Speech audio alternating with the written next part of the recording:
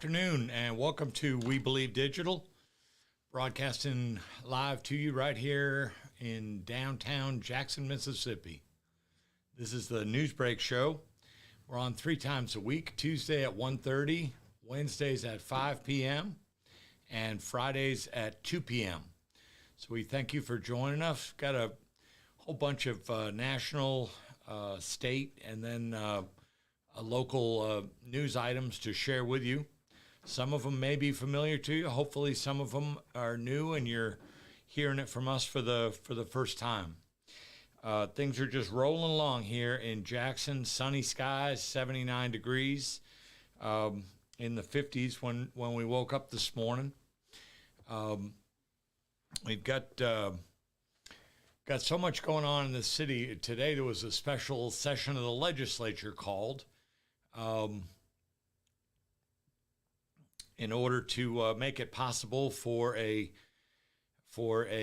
massive company to come and do business in Mississippi. We'll get to the specifics of that, but all the legislators have been called in. Lots of expense to that.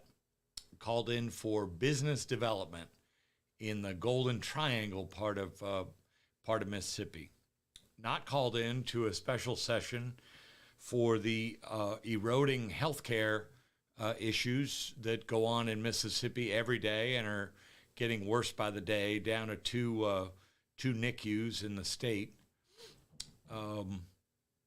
Not called in to a special session for the Jackson water crisis that affected some 170,000 people, but called in for a economic development, some laws to be passed to allow the state to do business with a company called Unity Aluminum.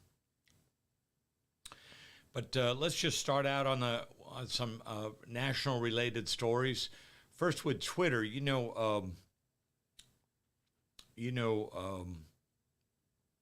Elon Musk has bought Twitter. I believe it was $44 billion, and quickly dismissed the board and many of the executives, starting up his own, his own board.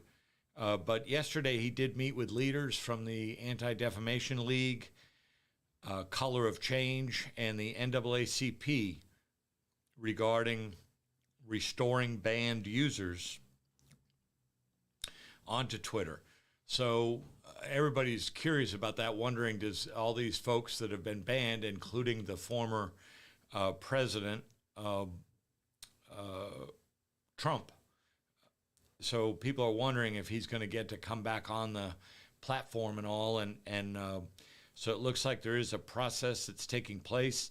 Don't know if he'll make that list or how that's going to work, but at least Musk has met with these civic-minded, justice-minded leaders, and maybe something positive can come out of that. So we'll just have to wait and see. We reported to you last week about these folks people showing up at Arizona ballot drop boxes in tactical gear, armed, across the street from the ballot box kind of thing. Just want to intimidate people. It's a baffling situation. But anyway, a judge, thanks to the hard work of the League of Women Voters, of which I'm a member here locally, judge orders the armed group away from the ballot drop boxes. So hopefully there'll be a little bit less intimidation out there in Arizona, which is considered to be a really critical midterm election state, one of about 6 or 7 around the country that people are really watching closely. Yesterday, the former president, Trump, he was down in a place called Robstown, Texas, and he was telling folks that he'll probably have to run again in order to make our country successful, safe, and glorious once again. So I'm never sure what all that means when he says stuff like that. Successful, safe, and glorious. I'm not sure our country's too glorious today. You know, the land of the free and the home of the brave is riddled with oppression and inequity, and you know, it seems like a whole lot of Christian folks is really turned into a political thing. It seems like they're afraid their country's being taken away from them. They look at it like their country, you know, and it's a sad state of affairs. I guess hopefully they've got some gratitude that, you know, Ellis Island wasn't closed to their ancestors, or none of them would even be here today. So we'll have to see what happens with all that. You know, the opioid issue and the settlement was announced yesterday. CVS and Walgreens paying $10 billion for their part in shuffling these opioids out the door, knowing the harm that they were causing, and that people were being grossly, you know, overprescribed. But see, they've got folks in house that know all that stuff, and they peddled the opioids right out the door anyway. So anyway, a settlement agreed to, each of them paying about roughly $5 billion, probably without admitting any fault or anything like that.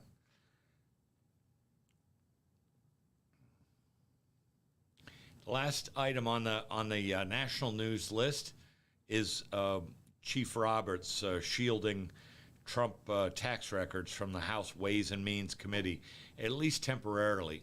You know, we saw a week ago where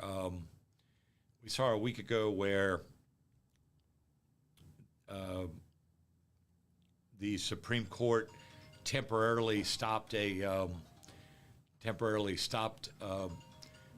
Lindsey Graham from having to testify in his meddling with the Georgia election in 2020, so they just looked at it temporarily, and then within a few days they decided that no, he needs to go ahead and testify. So we'll see how this works with shielding Trump tax records from the House Ways and Means Committee. We'll just have to wait and see how that goes, but that's something that went on. We want to make sure you're aware of it.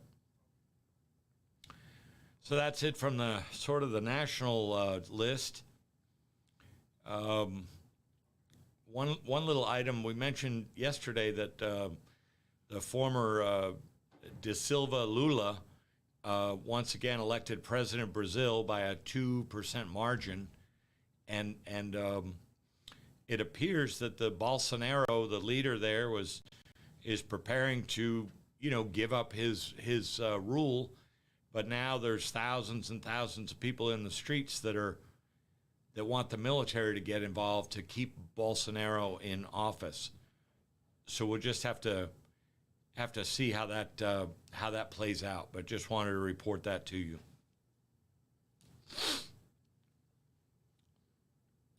Flu shots are now available in all county health departments in Mississippi. So that's a free flu shot. Flu season has already started. There's all kinds of ominous predictions. I guess there's a lot that goes into all that. Really, no kind of authority on that, but just noticed today that announcement was made by the health department that all the county health departments are stocked up and ready to start dispensing flu shots. So if you're not getting your shot, if you don't have a doctor, if you don't have insurance or whatever, you're good to go going over to the county health department. And I got a correction here from one of our listeners, Mr. Williams. It's Robstown, Texas, where, not Robestown, but Robstown. And that's a high school mascot down there called the Cotton Pickers. So Mr. Williams knows all about that. Thank you for correcting the record. We appreciate you listening, following along. midterm elections are just 6 days away. Absentee, of course, voting day on Tuesday the 8th, 7 a.m. to 7 p.m. Know where your polling stations are at. Know that nobody can kick you out of line. If you're in line by 7 p.m., you're good to go to vote.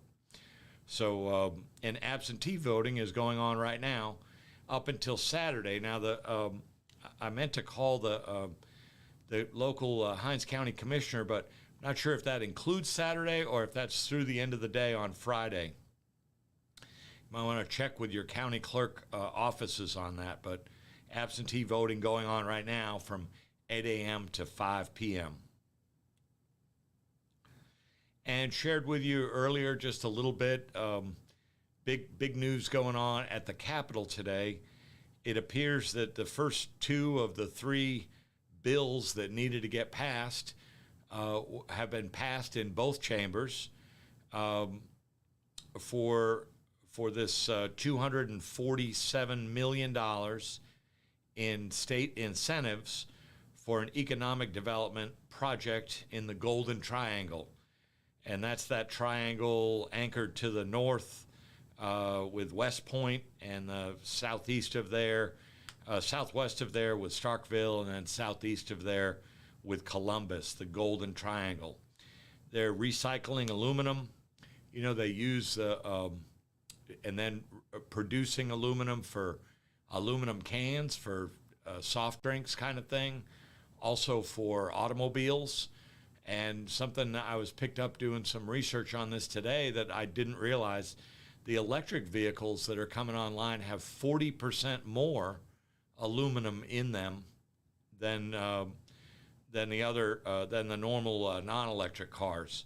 So wow, that's they're smaller to start with. A lot of them, the passenger cars. So that's kind of a scary prospect. But anyway. Recycling aluminum in one plant, processing ash in another. There's it appears coming out from several sources this afternoon that the company name is called Unity Aluminum, and they expect to be making about $650 to $700 million a year.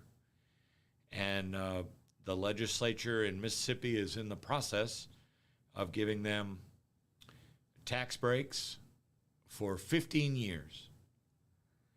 So if you could just kind of process that a little bit, 15 years worth of having to pay zero tax in Mississippi, a $247 million investment. It's really interesting what the state's priorities are. Some people are on the airwaves are saying it's just a political thing that, by getting this contract with these folks away from the state of Kentucky, that it hurts a Democratic governor, Bashir, over there in Kentucky, and supposedly helps Tate Reeves here in Mississippi. So I just don't understand, $247 million, just enormous incentive. But it required laws being passed in order to do it. And the governor called the legislators back into session. We have a devastating healthcare situation here in Mississippi. Have the worst healthcare system in the 50 states. And just bottom dwelling, and infant mortality and fetal mortality, and it's just obesity, addiction rates. I think 4th or 5th or 6th or something in the country. Just so many health issues going on, but no special session for healthcare. And, then we've had this issue going on in Jackson with the water, which, it appears, everything's up, and the EPA said the water's safe now in Jackson. However, why does my brain telling me that everything's been band-aided, and that we still need enormous amounts of infrastructure investment in the water and wastewater system? So we'll have to see, but we get no special session for that. But we do get a special session to give away $247 million to a company that makes 650 to a private entity that makes 650 to 700 million dollars a year. Just really bizarre. So we'll skip out now to take a little, just take a quick break, have a few commercials for you, and we'll be back soon.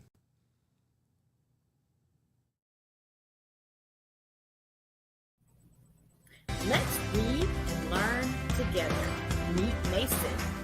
Written by Sherry Tate. Illustrated by David. Mason is a young, inspired learner. Walk with him as he uses his 5 senses to explore the world around him. Your young one can learn to identify shapes, numbers, letters, and more with Meet Mason. Available now on Amazon.com. My name is Wendy Wilson White. I am a candidate for Hinds County Circuit Court Judge District 2. I was born here and I stayed here. I'm a graduate of Provine High School, Tougaloo College, and Mississippi College School of Law. I've been practicing law here in Jackson and Hinds County since 2001. I have 21 years of trial and courtroom experience, and for the past 8 years, I've been prosecuting crime. I'm running for Circuit Court Judge because I want to redefine justice. We don't deserve to feel unsafe on the streets of Jackson and Hinds County, and you don't deserve to see your families and loved ones killed. We deserve to have a judicial system we can all believe in, and you deserve to have a judge who will hold people accountable. People who live with mental illness deserve fair treatment from our judicial system. We need to educate our children about crime and how they will be held responsible for their actions. We deserve to see our children grow old. They should not be defendants or victims of crime at such early ages. You deserve a judge who is fair and impartial, experienced, and dedicated to the places you and I call home. I want to be the difference our city, county, and court deserve. On November 8th, I need your vote. Please vote Wendy Wilson White, www. Hinds County Circuit Court Judge, District 2.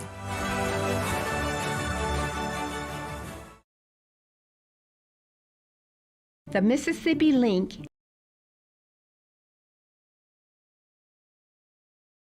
an African-American female-owned newspaper with a trusted voice that is highly respected throughout the city, state, and nation. Our motto, keepers of the knowledge for people who speak the truth since 1993. Significantly influences the thoughts, attitudes, and buying decisions of its readers. Call us at 601-368-8481 for your advertising needs. If you would like to receive a newspaper in the mail each week, our annual subscription is only $52 per year. That is only $1 per week for you to stay informed regarding many stories that you can only get in the Mississippi Link. Sign up today at themississippiLink.com and click on Home Delivery.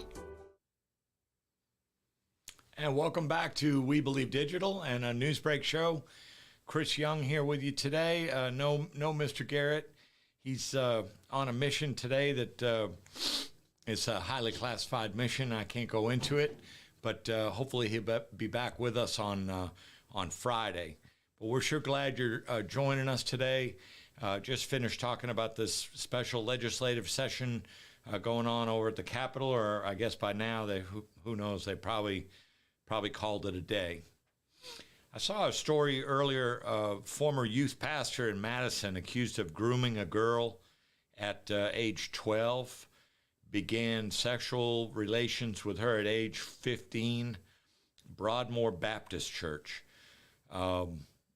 Always hate to see when you see that stuff come up. It's just a sad situation, and I think for me the saddest thing is it's very hard to believe that kind of stuff can go on and nobody else can know about it. I mean, so we've just got to do better with that because, I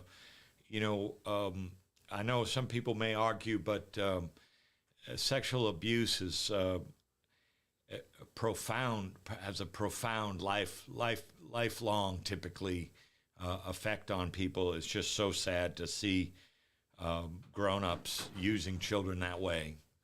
So I don't have that guy's name in front of me, but if I did, I'd certainly share it with you.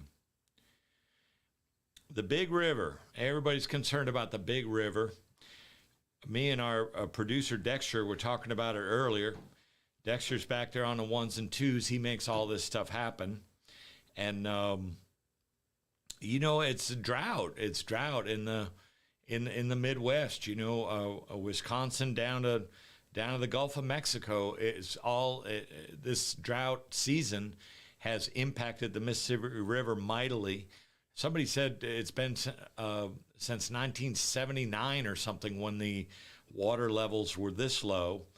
I can't report for all the different measuring stations, of course, but in Greenville, it was reported yesterday a full 10 feet below the normal level.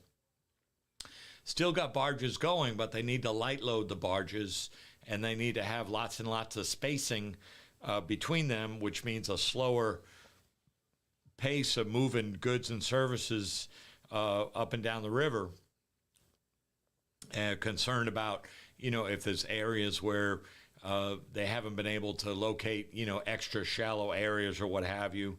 Rain is expected over the weekend, not only in this area, but further up north also. So hopefully that's going to bring some desperately needed water to the Mississippi River.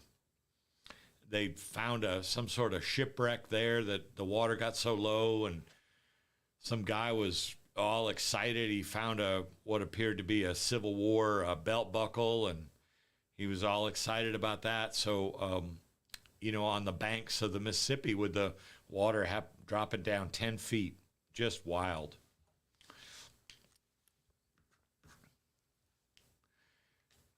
Yesterday, Mayor Lumumba filed his final briefings for his veto case that's going to be heard by the Mississippi Supreme Court, probably in January.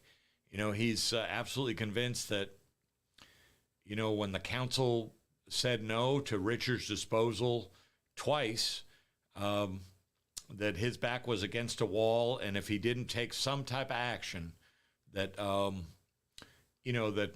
trash would be piling up in the capital city here. So he issued an order under emergency circumstances, and he believes that he was within his bounds to do so. And so we're going to have to see how this turns out. But the big still stuff going on with this whole trash contract.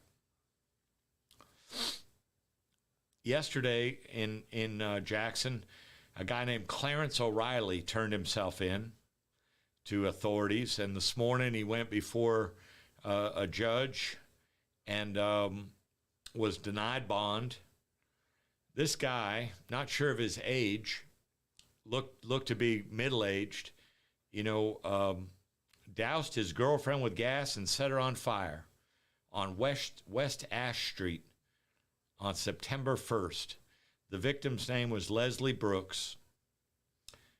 She recently passed away at a burn center in Atlanta. I want to say maybe 10 days or so ago. Burns on third-degree burns on 79% of her body, something like that. Just a horrible, despicable behavior. The judge had lots of words for this person that would do something like that. So anyway, he's locked up now, no chance for bond, and he'll be going these charges against him, still getting ironed out, probably be added onto. So next thing down is Coach Prime. The team is on their way or getting ready to head to Houston. And, just a short while ago, the fatal shooting of Takeoff from the group Migos, the hip-hop group Migos, very popular group, been around for about 14 years, came out of Georgia, and really, really popular. And one of the trio takeoff was fatally shot, and Coach Prime says no players leaving the hotel down there when they get to Houston because they're playing Texas Southern on Saturday. And Saturday at 1 o'clock, they're playing Texas Southern. And Coach Prime says, look, we're all valuable. There's too much risk involved. Family and friends can come visit you at the hotel, but nobody is leaving the hotel without hearing about it from me first. So really doing whatever he can do to keep the players safe while they're down there. I think I already mentioned the EPA claim the Jackson water is safe to drink. So obviously there's still going to be a lot of monitoring going on, and we'll see how all that goes. One other thing that came up last Friday, I'd like to share, it came up on live television, WLBT, and it was a racial slur by one of the WLBT anchors, a white lady, been on there for a long, long time. Bassett, Mrs. Bassett, Barbara Bassett, I believe her name. I think she likes to go by Barbie, or maybe that's her name, Barbie.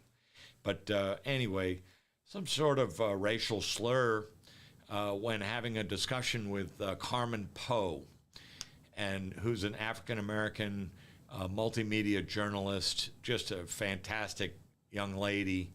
I see her all over town covering different events and stuff. Really cordial, very professional. But, this Bassett said, in order for Carmen Poe to get the inside scoop of what was going on over there at College Game Day, she ought to go to Kroger's or something and get a chocolate pie or something. And then she went on to say that, your like your grandmammy used to make, or something along those lines, or get a recipe from your grandmammy, something like that. And even the other guys on the set said, "What, Barb, grandmammy?" And it just so just a racial slur, and you just it can't be undone. Of course, now she's come on air and done this big apology, which to my ears it really sounded like poor me. That's not what's in my heart, but that's the way people do. And I don't think you can give one single inch on stuff like this, and people need to be held accountable. So we'll see what happens with that. And if we hear anything more about that, we'll share that with you. One of our viewers, I wonder how much money they're wasting on the trash court cases. Yeah, Mr. Williams, thank you for that. And we've tried to get a handle on that a number of different times. Other media companies have been trying to do the same thing. It's a little bit elusive, but certainly back in last June, it was said to be over $126,000. Now, that was back in June. So I don't know. Are we looking at 400,000? Are we looking at 350? Are we looking at $500,000? I don't know. I do remember the one councilwoman, Virgie Lindsay, of Ward 7.